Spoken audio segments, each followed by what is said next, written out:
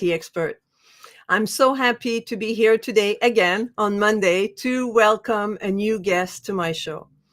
You're going to be, ladies, you better sit down, get ready. This call is for you. And men, I don't know, men might learn a few things.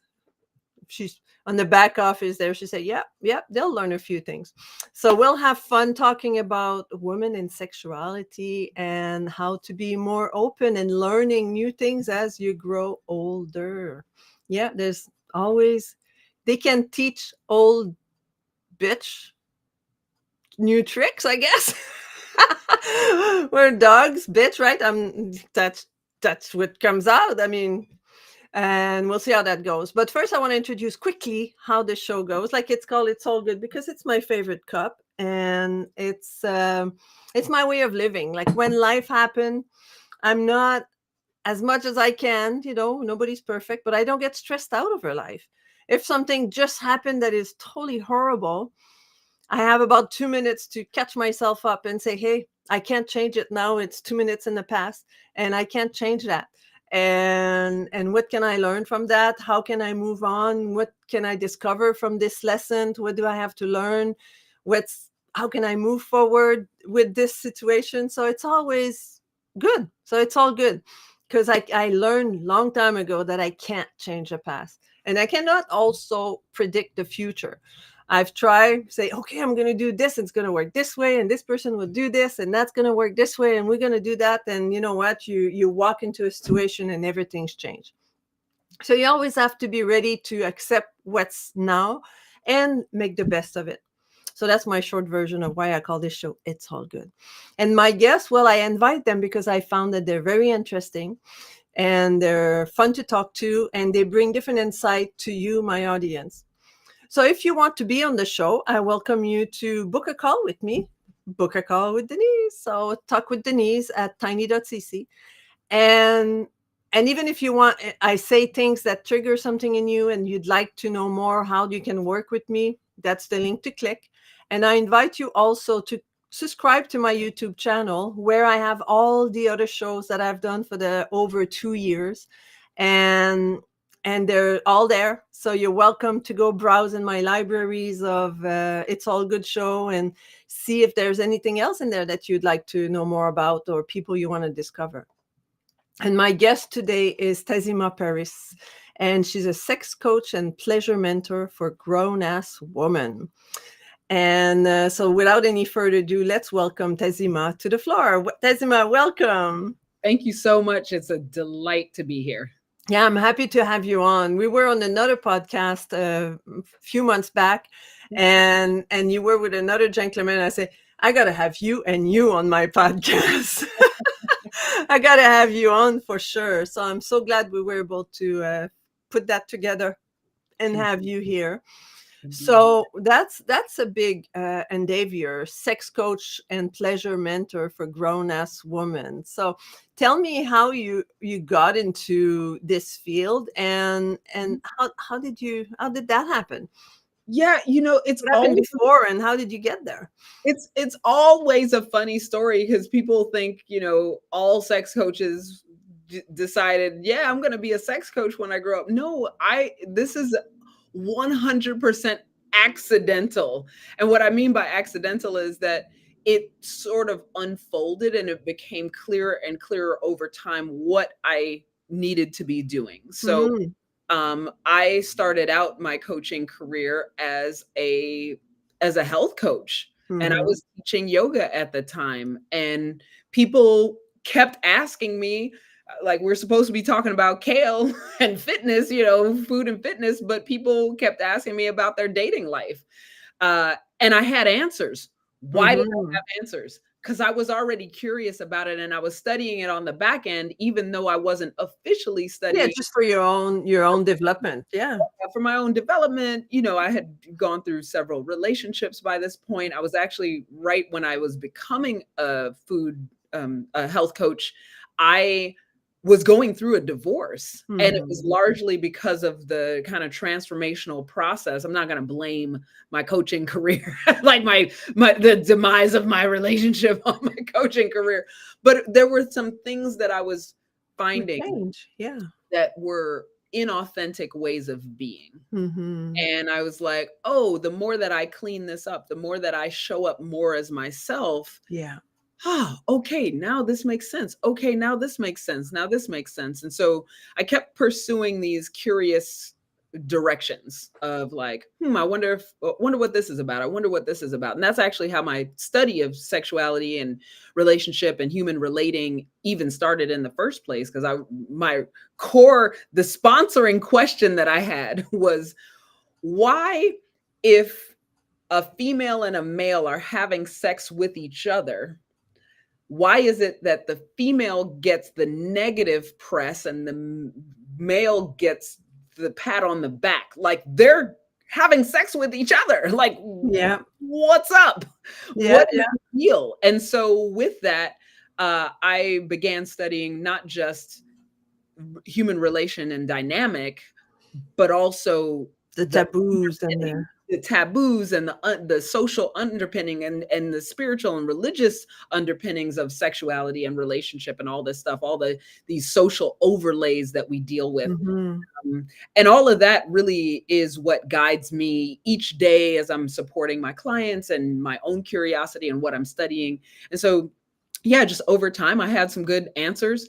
I went through my own, journey and was trying to find answers for myself. And because I have kind of a scientific brain, I was born with it.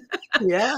I just always want to know, well, what's behind this? What's the science behind that? What's the Why? science behind Yeah. it? Why are we like this? And so that's kind of the stuff that I study all the time. And I find certain truths, and there are people I've studied with um, who I credit for some of my ideas. And then the things that I've built on and developed on my own are really, I'm always aiming for tools that simplify Mhm. the things that are just so complex. Like, if we Yeah. can do But it, that looks complex. Yeah. yeah, if we can do it in a shorter, less complex way, I want to find that way. So that's really Yeah. what I'm always wanting to do. And I found those ways, and I share those things with my clients, those practices and exercises, and I've found it really, really helps. And based on all of my experience, I've pretty much taken a journey that took me about 9 to 15 years, depending on how you're counting. Mhm. Mhm. And I've shrunk it down to about a year, that if you spend a year doing this kind of work, you'll be able to kind of get to at least the mental space Yeah. that of and perspective and kind of personal internal alignment Yeah. And that then you again, feel I confident. I can imagine people now listening say, a year, that's a long time. But then they don't realize if they're in their 50s and 60s and like they had like, okay, your Yeah, sex life start in your mid-teen, so you've yeah, had like 40 years of yeah, programming of already, one way. already. So taking a year to reset your Yeah, mindset and to reset the way you see life and you see yourself and your yeah. sexuality, it's nothing, And you then know? if you know you're gonna come out more confident, you know you're gonna be able to hold healthy boundaries. You know you'll be able to make confident choices and clear choices. So what's that worth to you? You want to spend a year getting clear and being able to say absolutely not Yeah. with no remorse. Yeah, Or yeah, heck yeah, I totally want to do that and have no regrets about it. If a year is feels like too much, well, this work is probably not for you, and you should probably yeah, go where you yeah, are. yeah, yeah, because exactly, because the thing is, it's we've spent like really, if I look at my own sexuality as I move, through life and all that, I know there's still pattern today that I built when I was in my 20s, Absolutely. right?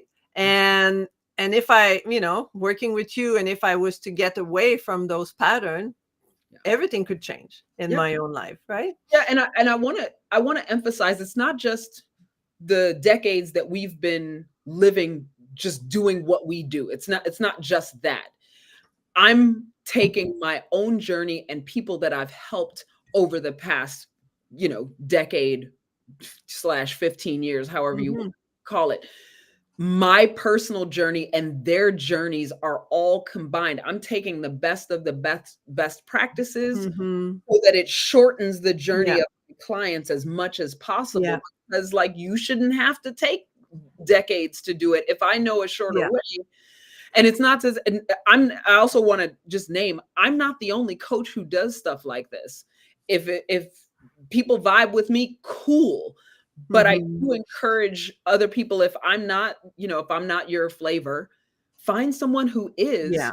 so Yeah. that you can get the liberation. Because especially as women, I don't want to, I'm not trying to exclude anybody saying especially women. I'm actually saying that women have a specific, people with wombs and vulvas and pussies, as I call them, that have a specific role to bring life through our physical bodies. There's Hmm. something Hmm.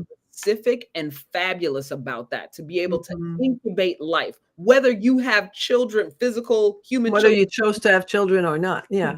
That's irrelevant. The fact that the capacity is within our body to cultivate Yeah.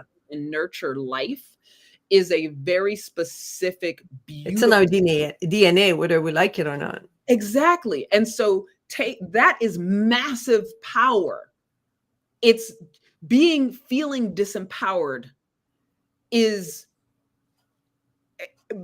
having women being duped about who we are in the world. We were just Hmm. duped to think that we're not powerful. We're inherently powerful. And so that's what, when I say grown ass women, I'm talking about, you don't have to be a 20-year-old apologetic. Oh, I'm so sorry. And if you're still a little apologetic as a 52-year-old, like it's still okay.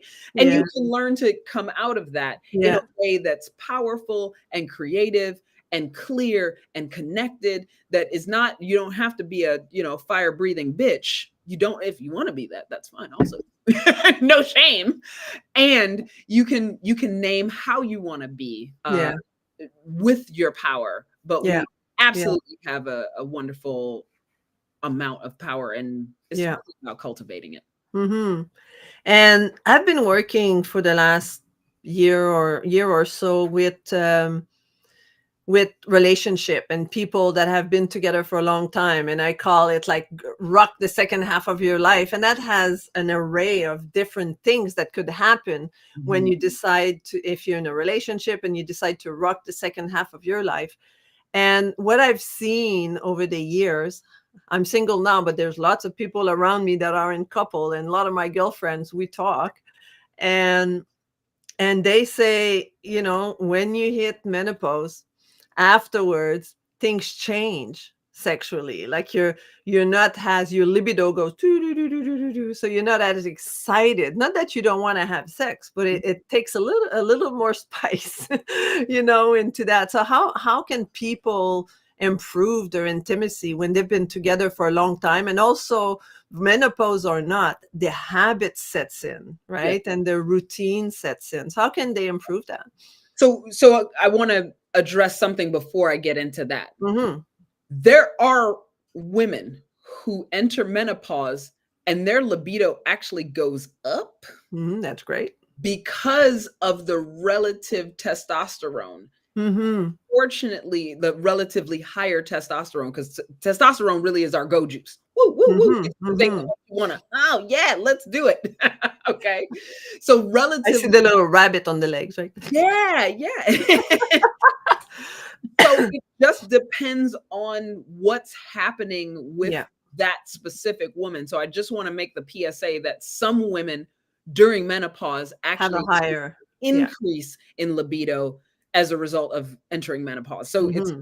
fascinating. Also, because society is misogynistic, patriarchal society is misogynistic, there are inadequate numbers of studies to help women understand what's going on during menopause. So we don't actually have, well, what's the average experience of a menopausal woman? Because no one's studying it, because no one had, there's not an emphasis on the study of bodies, women's bodies, and Yeah, what. we're not gonna go there, right? That's what this is. Like, no way. Nobody's who's gonna put Yeah. money into that. And so that's deeply frustrating to me personally, but Yeah. that's a different story for another day. So Now that let's the get back to, PSA, yeah, now that the PSA announcement's been done. and we're done with the PSA. So, how do you, with an existing relationship, how do you spice it up is what people generally, how people ask this question is. Mhm. So number one, the reason why the beginning of a relationship is spicy is because of the novelty inherent in getting to know someone new. Mhm. Part of what makes it dull is that we think we know our partner. And there are things we are familiar with. That's true. Just, you have patterns and you show up, and there are certain ways of being that we might have. And we're all shifting every single day. We all Mhm. have, unless we're actively trying to be the same person, which generally we have different moods. We have different Yeah, stuff. of course, The of course. weather's different, conditions shift. And so keeping consistently updated with your partner, what's new, taking time to have one-on-one time, whether folks are empty nesters or they have adult children at home, Mhm. or Mhm. even small children, because some people had children late in life. Late, yeah. Regardless of what the children are doing, make sure that you have one-to-one time with everyone in your family. I know time is hard. And even if it's 5 minutes, just have like eye contact and one-to-one with everyone in your family, including your partner. Even if you're a single parent, single mom, Mhm. whatever, uh, create intimate time with the people who are, so there are single moms who have long-term committed relationships. They Yeah. don't live together. So same, Mhm. same. Mhm. Okay. Yeah. Connect one to one. It's not the same when we're connecting with other people around. Okay. And during that time, make it conscious and update. Also, so that's kind of to the connection piece. Also, get the updates on what sexual stuff is happening, especially for those women going through menopause. If you're Mhm. going through menopause, there are constant changes going on in your body. There's Yeah. stuff happening from the temperature that you feel to like the mood, or like dryness, or some other body condition that's shifting. Allow your partner to come into that experience of like, hey, my body has changed. When you touch this part of my body, it doesn't feel the same. I need support. So it might be lubrication, it might be more time, it might be Yeah. Yeah. a different interest that emerges now that X, Y, and Z. Because I've also coached women who have been through an illness that is significantly changing their body, Mhm. and having that kind of conversation, and even some like a specific playtime that you set up so that you can explore one another's bodies, and specifically explore your body as the Yeah. woman who is shifting. Like, let's explore what sensation feels like today. Yeah. What I found talking with my clients is Mm, often um and man, I'm not judging and pointing finger of all of you. yeah. Sometimes I said like the man is not curious about exploring the changes, right? And he wants to keep things the way it is, and it's like he just wants to have sex and just the way we used to have it 20 years ago, come home, Yeah. a little bit of foreplay, sex, and fall asleep or whatever, right? Yeah. But the woman, she doesn't feel the same. She doesn't feel the same energy. As you said, there might be a little drier. We need to explore different things. Maybe different things feels better now than it used to. And I'm sure you haven't explored the whole body, and there's different things that feels good. Yeah. And so it's important to have an open mind, right? When people get into that space, to be able to take the time to explore in a safe environment so that the woman doesn't feel like, oh, you just want to fuck me, right? Yeah. And I also want to say that that openness needs to happen from the woman herself to Hmm. herself. Because Yeah.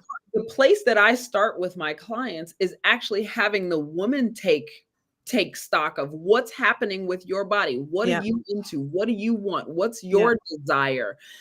And where are you now? What's shifted for you? So she's doing an evaluation with herself before she takes it to her partner. Yeah. Don't put the responsibility of exploring on your partner. Do not do that. I Hmm. suggest that you do not do that. Yeah. Not because he might not know, but like you have to know. You have to know, and you You have to build a map and then get him to walk through that map, walk give him through the the map. GPS. The other thing that I want to say, it's another PSA about men's brains. So the woman's brain is like, take care of everybody else, literally physiologically wired into us. Hmm. So women get frustrated about, not being able to put themselves first, and they don't know why it's a problem. And oh, I can't do it. I put it at the end of the day. We're wired that way so that babies don't die. Yeah. Similarly, men are focused on what do they know and how they can move forward based on what they know. That is hardwired into them, and they're hardwired to take care of themselves in order Hmm. to do what they need to do. That's not selfishness. That's literally wired so that the whole village doesn't die because they've got to go get the meat. Hmm. And they need to not die while they're getting the meat, and they need to have enough consciousness to take the meat back to the rest of the group instead of being selfish and hand Eating it right there and then. on site once they kill it, like, all right, whatever for everybody else. Not that they won't have a snack, but they will be conscious enough to take the things Yeah. back. That quality, that specific quality of men wanting to take care of those who they care about, people who are in their circle of concern or their circle of care. Okay. That is the quality that will have them pay attention. That's the Hmm. quality of wanting their partner to be happy, Yeah. which, by the way, Which is awesome. doesn't matter if the man is gay or straight or somewhere in between. He still wants to take care of his partner. He Yeah. wants that person to be happy Absolutely. because he has that desire to keep her happy. If she can be specific about what will deliver her happiness, he Hmm. will catalog those things in his mind so that he will be able to win with her or win with them or win with him I love that. time after time and after time. Absolutely.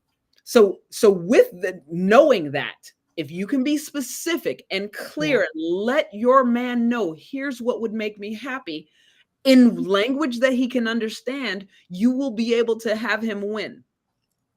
This is not easy because our emotions get in the way. And if we have an existing relationship, there might be something from last week we're still pissed about. So we just want him to like get it. And I understand that. But this is why I offer coaching to folks. Yeah, of course, to guide the ladies to, Yeah. first of all, it's not easy once you've been accustomed to just be quiet and take what's given to you and don't ask. Yeah. So once you grown up, grown ass woman, it's like, okay, I can say what I want. I can Mhm. talk about my needs. I can talk about what feels better Mhm. instead of wishing, when something's happening, so, oh, no, no, go there instead, go there, but you don't voice it, right? It's just in your mind, and you always hope that he can read your mind and do the things that you need to have done. It's like, no, that doesn't work like that. It doesn't. It doesn't. But what and I also want to make this distinction here is that it's not easy to talk about, not only because it's vulnerable. So it's super vulnerable to talk about sex. It just Hmm. is Of course. for many social reasons. Yeah.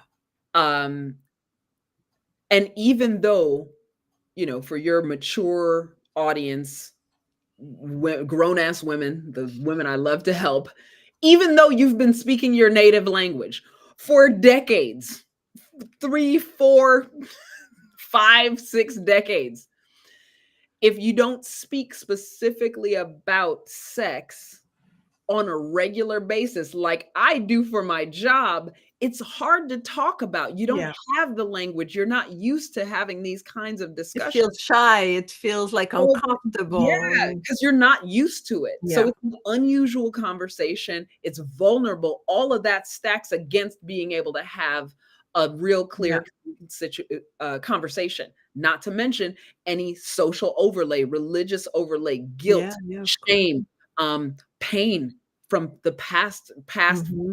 violations. Yeah. uh, all of those pieces. And by the way, everyone I hold that everyone in Western society pretty much has some kind of sexual trauma. Hmm. It, Yeah, it I may agree be, with that. you One know, way or the other. yeah. I mean, Yeah. it's it Different extreme, you got from various 1 to varying 100, but yeah, varying degrees, but we're all traumatized around our yeah. sexuality because there's so much inherently socially prescribed shame around sex Mhm, and mhm, sexuality. mhm. So we even if you work up the courage, I'm gonna say the thing today. Like, there's still a bunch of baggage that you have Yeah, that hasn't been dealt with, and that's yeah, okay. yeah. I just want to put it out there. Like, a lot of it is that we have these really high standards about what we should be able to do. And I want to let people know that even me, with all of the training that I have, sometimes I get nervous to ask for the things that I want in Yeah. sex and in my life. With as confident as I am, with as much training as I have, with as much language as I have, and I've been specifically working in sex positive spaces for at least, we're talking 10 years here, a decade. Yeah. So it's not something that I should be able to do this. So please understand, like, even me, I have my moments of like, Yeah. "Oh, I'm a little nervous. I feel a little vulnerable, or I feel Yeah. very vulnerable. I feel very nervous. I feel terrified right now Yeah. to say this thing with my partner in a committed situation." So it's okay. I just want to allow one grace for anyone who's struggling to have this conversation. Mhm. Just allow yourself grace. So how is it possible for, because unfortunately we live in a society where there's a lot of divorce, Yep. right? And sometime, you don't divorce because you're happy. So a lot of time it's sex related, or there's other reason too. And getting back, especially, when you get divorced, often, once the kids have grown a little, you don't want to get divorced when the kids are 10, but when they're like in their 15, 16, 20, then you say, okay, I'll do it.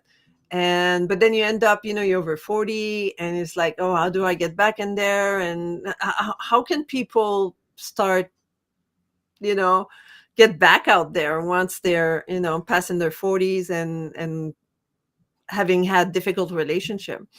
So my the clients that I attract are high achievers, high achieving people pleasers. Those are my ladies. They're super smart. They have done a lot in their lives. They've achieved a lot, accomplished a lot. They're extremely intelligent, and they're planners. Yeah. They think about a lot of things. I have a worksheet that is available for it's a complimentary worksheet, and it's called the relationship vision. Women who are high powered, high achieving, who do a lot, they've got vision. They create visions and plans for every other aspect of life. Their career, they're like how they're going to do, what their budget, all these things that they normally, they put their intellectual power to. But when it comes to relationship, they're like, yeah, we'll see how it goes. What? I No, know. Yeah. absolutely not. I understand that there's another person involved. I get that. But you know where else there are other people involved? Your career, your family, and everything else you do. People all over the place. Have you noticed your life is crawling with people? So many people everywhere. But why Yeah. is relationship so different? I, Yeah. it's not. So creating a vision for your relationship. What do you want to experience? Yeah. What do you like about it? What are your core values that you stand for? And do they match with the person that you're connecting with? Hmm. Or that you can get in touch with what you need inside of a relationship, what you're not willing to tolerate. And by the way, as much pain or whatever you've experienced over time, all good. Like, hey, fine. Just like you say, it's all good. It is all good. If you've experienced pain and you're like, I am never going to tolerate that again, fantastic. Okay, great. Hmm. Now, never going to tolerate that. But what does that mean that you are open to now? Yeah. What is it that you're wanting? So flipping that never again Yeah. thing to what am I wanting Become to create? curious. Yeah, become curious about what can it look like, right? Right. And so if disrespect was a thing, then it's mutual respect. If finances were a challenge, then it's financial freedom, not just financial stability, because that's very different. Financial stability has a lot of baggage in it. Mhm. So our Mhm. language, even the language that we use to describe Yeah. what we desire, has baggage in it. So we've got to clean up that relationship baggage itself, the actual baggage, and then the language that comes with the baggage. We got to clean that up too. So that's actually what my worksheet does. It's a tool that cuts through to what are you really needing and wanting Yeah. in your relationship. And by the way, this tool, this relationship vision tool, works for people who are not who are in a relationship, who are not out there actively dating. You can Yeah. use relationship vision for existing relationships as Yeah. well. Yeah. So getting back out there, I always share with women, you can get back out there, but you've got to know where you're going when you get back out there. Mhm. And as It's far like saying, "I'm going on vacation." You jump into your car and say, "Okay, drive." It's like if you don't have a map, if you don't have a s right, a roadmap of where you wanna go, then you'll turn in circle forever. exactly. Or you'll follow your nose until something goes wrong. You can have great surprises, but you can also get great disappointment, right? Exactly, especially if you can't, get you get turned around or you're at a dead end. Like, what are you going to do then? And Yeah. so, creating the vision is one step of it, Mhm. and then the other step is to actually start saying no. The more that you get clear about what you actually want, Mhm. and then you live your life according to what you say is important to you. Yeah. And if something doesn't match that, say no. This does two things. One, it lets the universe know I don't really want that. That's not what I'm signing up for. I know it seems like something I've done before, but I no longer want that. So you say no and you do so quickly. Yeah. Why? Because when you say no and you do that quickly, it cycles and you waste less time. It cycles that person out or Yeah. that experience out so that you can have the experience that's now closer to the vision you created for Yeah. yourself. And really, the best way to quote unquote get out there. I'm an analog dater. I always have been. I've been on. I got on the apps like maybe 2 times for like a couple of moments each time. I've never. I know people have success with that stuff, but I it's not my style. Even if you're on a dating app, you can use the relationship vision tool or just create your own. I don't care. Mhm. You get Mhm. clear and you write that into your description, you'll start automatically You kind will of attract. Yeah, you would be. start attracting people who Yeah. match what you're Yeah. really committed to. But if you're committed to being upset and you're committed to saying, well, men are this way and like they're stupid and they're all the same or like blah blah blah. If you're committed to that, That absolutely you'll have a lot more of that. you're sure gonna get a whole lot more. And so, like, what's your choice here? You absolutely have a choice as to what you are wanting and how you can show up. And so I really encourage um, women to live to the best of your ability, do the things that you enjoy.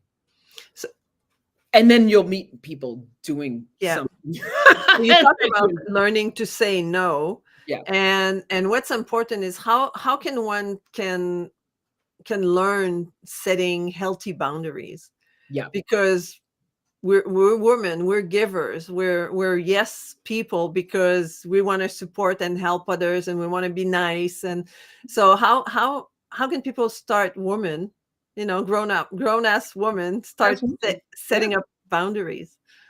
So, I have a concept inside of my programs that I teach about boundaries, and that boundaries are really a container. The only thing that's inside your boundaries are things that meet your needs and support or fulfill your desires. That's literally the only thing inside your boundaries. Everything else is outside your boundary. If it doesn't meet your needs or doesn't fulfill your desires, it's outside your boundaries. Hmm. And if you can think about it in that simplified way, then you'll be able to have clear boundaries. Now, here's the sticky part. Okay. So many women don't know what they need. They're Mhm. completely out of touch with their needs, or worse yet, they don't even want to have needs because they conflate needs with being needy. And Mm. that's just not true. Yeah. Having needs makes you human, Yeah. period. Like that's the only thing that it makes you. It doesn't make you needy. So, honoring, identifying, and honoring your needs is actually the place that you start being able to define where your boundaries are. If you don't know what your needs are, you don't know what your boundaries are. And Mhm, mhm. boundaries become this theoretical set of reasons, and then you have to use a lot of intellectual power to explain why someone has stomped on your boundaries. Like, what? Wait, what? But you're using a lot of words, and the person is not really following you because you're not clear. I promise you, you can set a boundary, and this is my favorite example for needs and boundaries specifically. And this is also a trick. I use this kind of as a trick question, trick idea. But being able to feed yourself, use the bathroom, drink water, all those kinds of these are needs. We can Mhm. all unequivocally Agree that we need these are things we need to do every day. so peeing specifically, you need to pee. Mm. If someone stands in your way of needing to pee, how are you going to feel about that? Like, probably you're going to have some emotions about that. Yeah, yeah. Probably. We're probably going to be like, get the fuck out of my way. Wait, like knock at the door, like I Right. need to get in Why not? there. I need to pee. And here's the thing about women. Women will hold pee, a need, to do other things and handle a bunch of other things. And so if we're the ones blocking ourselves from our needs being met, we can't hold a boundary for anyone else Mhm, mhm. having our needs not be met. So let's be real. So it can be a bitter pill to take, but when you identify your needs and honor them, then you can start holding healthy Yeah. boundaries. But if you do not do that, you can't. Mhm, mhm. It's impossible to hold healthy boundaries. Yeah, I understand. So like take it inside, bitter pill, take it. Let's be honest. For sure, for sure. And it's like, for example, if you need to be held, Yeah, and cuddle and but if you don't give yourself a chance to be held, yeah. and you don't ask for it, and you don't request it, and you don't show that you need it, nobody will come and give you a hug. Guarantee your needs will not be met if you Yeah, can't, like, and that thing of like, well, I wish they should, I shouldn't have to ask. Yes, you should have to ask. You are a yeah, grown human being with yeah, the power of language. We get that a baby does not have fully formed vocal cords and cannot make specific requests in a vocal language. They can emote what yeah, they need, yeah, but they can't say it. You, as a grown ass woman, absolutely can. yeah. And don't put it on the other person because now they're responsible for meeting your needs. At Mhm. the end of the day, each person is responsible for meeting their own needs once they become capable of 100%. meeting Yeah, their own needs. And let's just take it, let's just own it. And then yeah. you'll be fascinating. You might get what you need. You might get your desires When you handled. ask You for it. might be able to live a beautifully fulfilled life. Oh my God, happiness, joy. Like, Yeah, and that's one thing, that I learned myself when I was studying emotional intelligence, yeah. is that I'm 100% responsible for everything that happened in my life. So if one day I feel lonely, I'm 100% responsible for being lonely because I am not reaching out to people to not be lonely, Yeah. right? Yeah. And so if I want people around me, well, I reach out for people around me, right? And if I want to be more intimate, well, I have to make the step that I need to take to be more intimate. So this is all related to, people don't do things for you. You got to do things for yourself. Be responsible.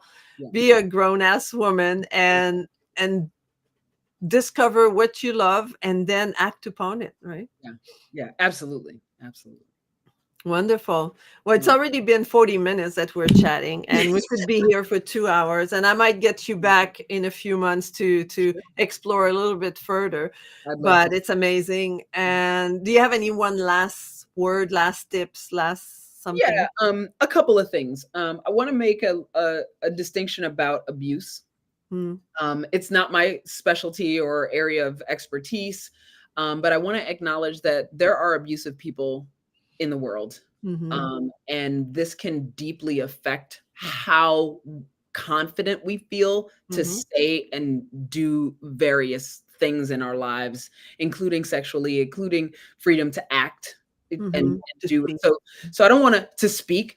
So I don't want to oversimplify this and say everyone in every situation, like just buck up and be a grown ass Yeah. woman.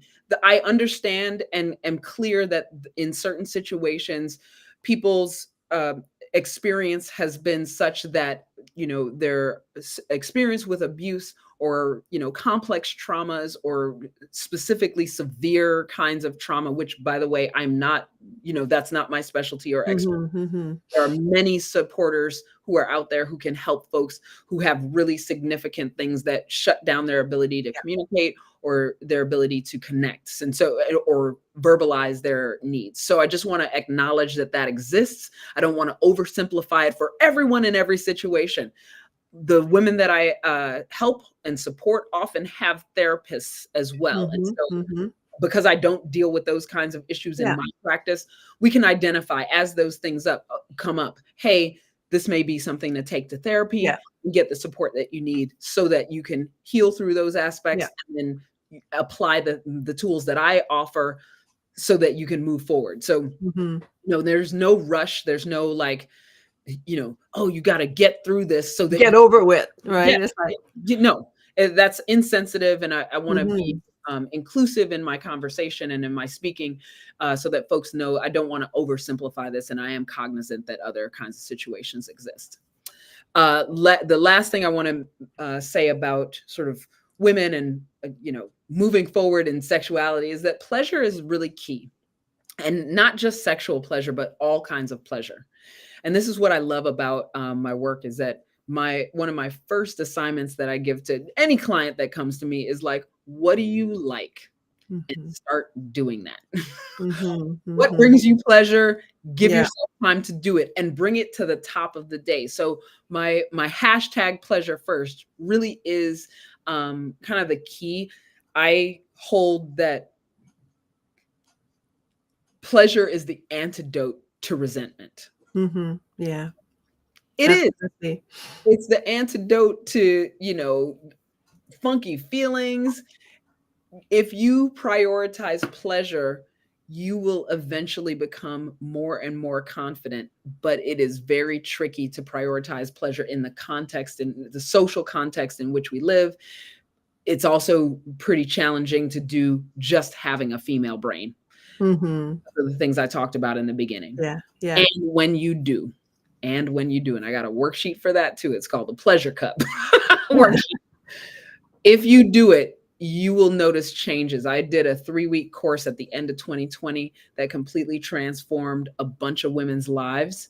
One lady made an extra several $1,000s while we were while we were in class.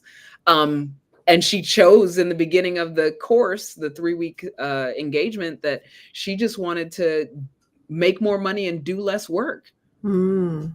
And that was her pleasure. She wanted Yeah, to yeah, spend yeah. time with her family. Another woman made a purchase of something that felt really sexy to her. And so and it was a risk. It didn't feel like it wasn't something that Not she the usual. it Yeah. was unusual based on herself, but it arose from something that brought her pleasure, and it significantly, and it, by the way, it wasn't like a sex toy. It was just a decoration for her home that reminded her of like her sexual liberation Yeah, and freedom. yeah. And that item helped her improve Big her dirt. sex life. That, I mean, come on. Yeah, Like where what are we that's doing here? awesome. And so those are just a couple of examples of how pleasure will now lead the way to more and more experience and love and yum and confidence and all of these aspects.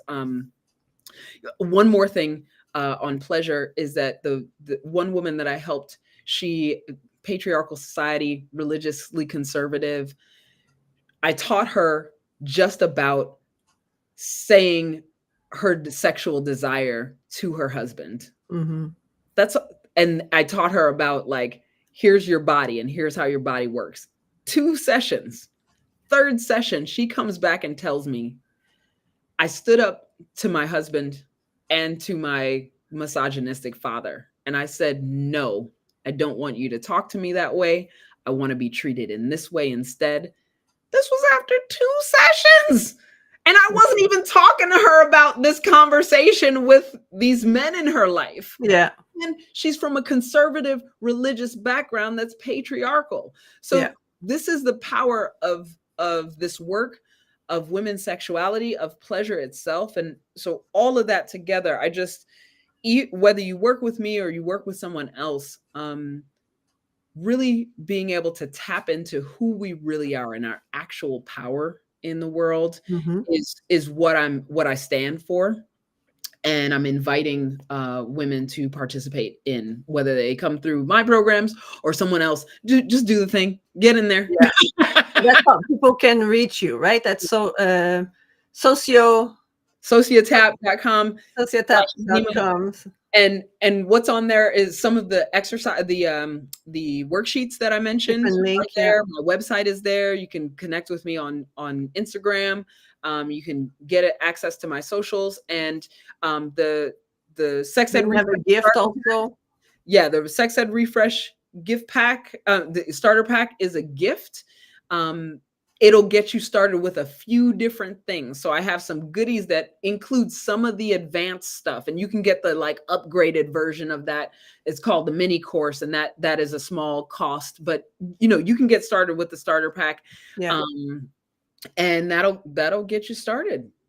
Yeah, just to what I teach my client is just to the awareness. Build awareness around what you want. Build awareness around where you are Yeah, and where do you want to go, and what just becoming aware of it, right? Just that step, just saying, yeah, I want to change. I want to have more pleasure. I want to have more joy. I want to be more confident. I want to speak up. Like the awareness that where you want to go and move in that direction. It's not, as you said, it could take up to a year. It's not going to happen overnight, yeah, but it will help you just become conscious of what's going on in your life and then start to build your roadmap. absolutely, absolutely. Wonderful. Well, thank you so much, Tazima. It was such a pleasure to have you. And as I said, we might have to have you again in a few months just to go a bit deeper and to, Absolutely. there's so much we could talk about. It would So absolutely be my pleasure. It's my honor to serve, and thank you so much for having me on. it was a great conversation. Thank you. Stay right there. I'll be right back. I hope, ladies and gentlemen, that you've learned something out of that. I invite you again to reach out to Tazima and see what you find in her page. I'll put it again for social. Hold on, I had it and now I don't. Just if you're watching the video, stop the video and then write it down. And it's also in the show note. It should be in the show note below this call. And so I hope you enjoyed that. I also have a gift for you.